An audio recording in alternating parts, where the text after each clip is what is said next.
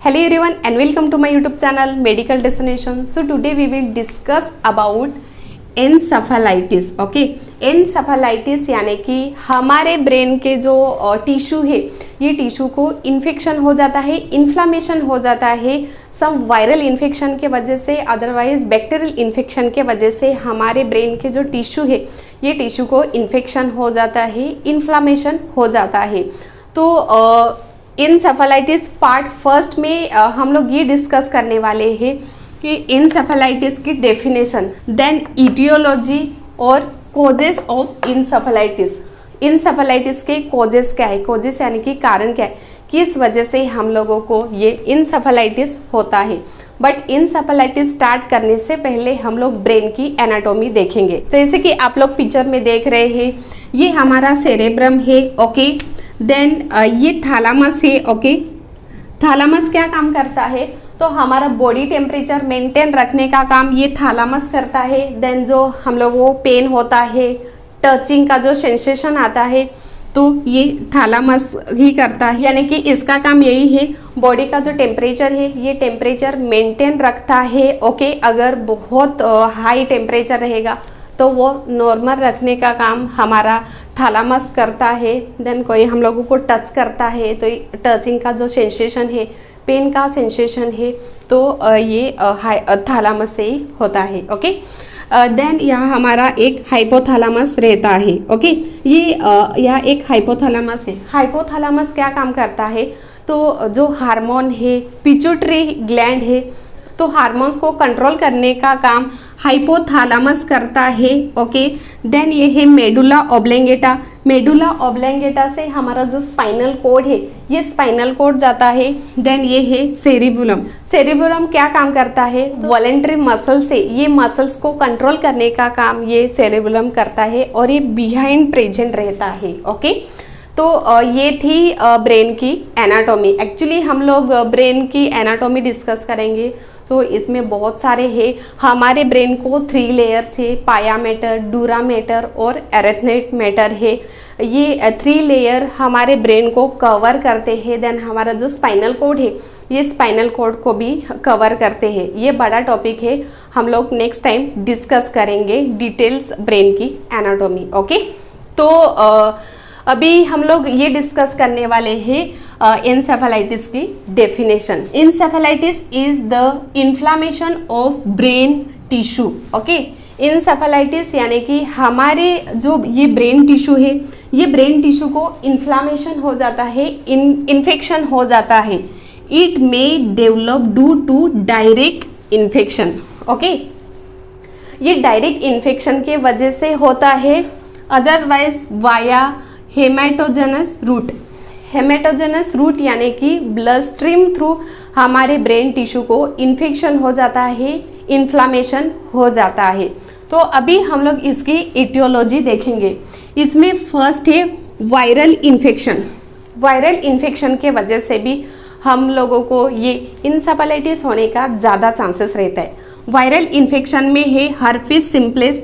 Herpes simplex को herpes zoster भी कहा जाता है. हर्पीस जोस्टर के हम लोग सिम्टम्स देखेंगे तो फीवर आता है, बॉडी पेन होता है, देन ब्लिस्टर आते हैं, जो स्किन है ये स्किन रैश होता है. अगर आप लोगों को डिटेल ये हर्पीस सिम्प्लेक्स के बारे में डिटेल जानकारी चाहिए तो आप लोग इसी चैनल में जाके देख सकते हैं. देन है साइटोमेगालो वायरस. इस वजह से भी ये एनसेफेलाइटिस होने का ज़्यादा चांसेस रहता है. ओके, इसमें भी है आरएनए वायरस. आरएनए वायरस में है मम्स, मीसल्स और रूबेरा. तो ये मम्स, मीसल्स और रूबेरा के वजह से भी ये एनसेफेलाइटिस होने का ज़्यादा चांसेस रहता है. देन है रेबीज वायरस. रेबीज वायरस में है डेंगू वायरस और HIV. जिस पर्सन की इम्यूनिटी बहुत ही लो रहेगी उन लोगों को ज़्यादा चांसेस रहता है ये एनसेफेलाइटिस होने का. देन है non viral infection. Non viral infection में है फंगी, जो फंगल इन्फेक्शन है. ओके, देन मलेरिया और टोक्सोप्लाज्मोसिस. मलेरिया, जिस एरिया में ज़्यादा मॉस्किटो रहेंगे वो एरिया में ये इंसेफेलाइटिस होने का ज़्यादा चांसेस रहता है मॉस्किटो बाइट के वजह से भी। ओके, तो जिस पर्सन को मलेरिया रहेगा, अगर आपके सराउंडिंग में मॉस्किटो ज़्यादा है तो मॉस्किटो नेट यूज़ करना बहुत ज़रूरी है। आपके सराउंडिंग का जो इन्वायरमेंट है वो इन्वायरमेंट क्लीन रखना भी बहुत ज़रूरी है। ओके, देन लास्ट है बैक्टीरियल इन्फेक्शन। बैक्टीरियल इन्फेक्शन में क्या है, टीबी और टाइफॉइड। तो टीबी और टाइफॉइड के वजह से भी ये इंसेफेलाइटिस होने का ज़्यादा चांसेस रहते हैं। अभी हम लोग इसके कॉजेस देखेंगे। कॉजेस यानी कि कारण। तो इसमें फर्स्ट कारण है हाइपोक्सिया। हाइपोक्सिया यानी कि लो ऑक्सीजन। हमारे ब्रेन के जो टिश्यू है, ये ब्रेन टिश्यू को प्रॉपर ऑक्सीजन नहीं मिलेगा तो हमारे जो ब्रेन के टिश्यू है ये टिश्यू डेथ हो जाते हैं, नेक्रोसिस हो जाता है। देन है एलर्जी। अगर आपको किसी भी चीज़ की एलर्जी रहेगी तो एलर्जी के वजह से भी ये इंसेफेलाइटिस होने का ज़्यादा चांसेस रहता है। देन है पोस्ट वैक्सीनेशन रिएक्शन।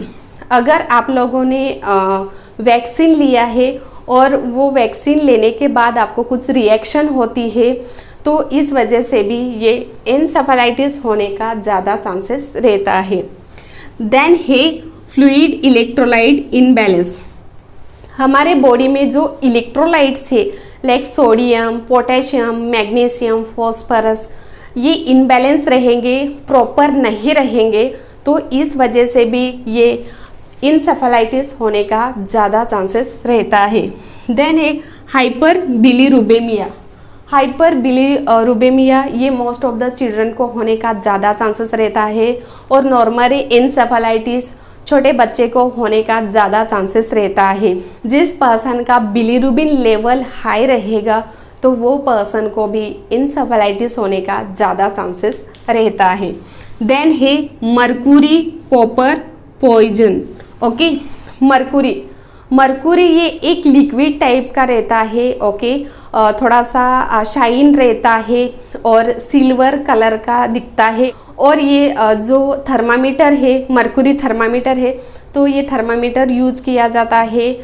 देन जो बीपी ऑपरेटर्स है तो बीपी ऑपरेटर्स में भी मर्क्यूरी यूज किया जाता है। सम इलेक्ट्रिक स्विचेस है तो इसमें भी ये मर्क्यूरी का यूज किया जाता है।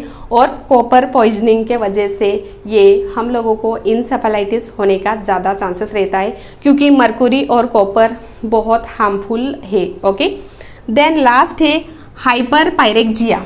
हाइपरपायरेक्सिया यानी कि हाई ग्रेड फीवर। अगर आप लोगों को अबव 102, 103, 104, 106 डिग्री फ़ारेनहाइट फीवर रहेगा तो हाई ग्रेड फीवर के वजह से भी ये इंसेफेलाइटिस होने का ज़्यादा चांसेस रहता है। तो ये था आज का topic encephalitis part first. Okay, first हम लोगों ने डेफिनेशन डिस्कस किए थे। इंसेफेलाइटिस यानी कि हमारे ब्रेन टिश्यू है तो ब्रेन टिश्यू को इन्फेक्शन हो जाता है, इन्फ्लामेशन हो जाता है। और इसके जो इटियोलॉजी थे तो इसमें फर्स्ट हम लोगों ने डिस्कस किया था वायरल इन्फेक्शन। वायरल इन्फेक्शन में हर्पेज सिम्प्लेक्स और हर्पेज सिम्प्लेक्स को हर्पेज जोस्टर भी कहा जाता है। देन है साइटोग्लोवायरस और आरएनए वायरस में मम्स, मिसल्स और रूबेरा।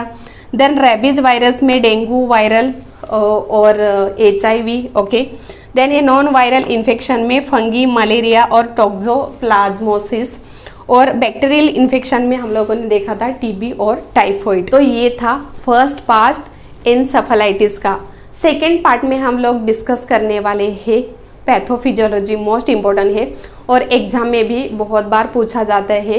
देन नेक्स्ट पार्ट में हम लोग डिस्कस करने वाले हैं क्लिनिकल फीचर्स यानी कि इंसेफेलाइटिस के जो सिम्टम्स है तो ये सिम्टम्स क्या है, डायग्नोस्टिक टेस्ट, कॉम्प्लिकेशन और मैनेजमेंट डिस्कस करने वाले हैं। सो प्लीज़ ये वीडियो एंड तक जरूर देखना क्योंकि ये टॉपिक बहुत इंपॉर्टेंट है। अगर आप लोगों को आज की इन्फॉर्मेशन अच्छी लगी सो ये मेरा वीडियो शेयर करो, लाइक करो और सब्सक्राइब करना मत भूलो। Thank you.